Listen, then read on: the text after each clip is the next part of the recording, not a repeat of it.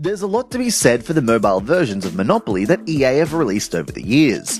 In my experience, no game is responsible for causing more arguments amongst friends.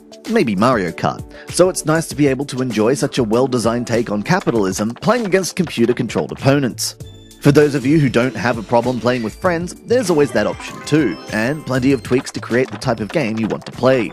So, the question on everybody's lips is, what is Monopoly Millionaire, and how does it differ from the versions that came before it? That's a valid question. One answer is that you're playing for higher stakes.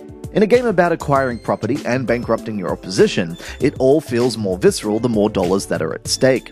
And in just the simple act of making the goal of the game $1 million, plus upping the costs of all the properties, it does a lot to up the ante of the experience. Other features include choosing to upgrade your player piece every time you pass go. Upgrading yields greater profits from the Chance and Millionaire lifestyle cards, but also the potential for greater penalties as well. Finally, there are the fortune cards, which sit atop of every unsold property and have effects like forcing unfair trades or blocking such a trade from an opponent.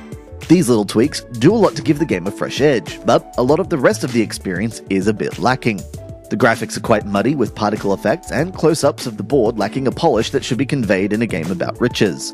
The dice physics are more than a little off as well, finding it hard to come to a standstill and getting caught on the card piles as they brush past. These are minor quibbles, however, and if you're a fan of the previous mobile Monopoly offerings, the tweaks to the design here are enough to make this worth a purchase.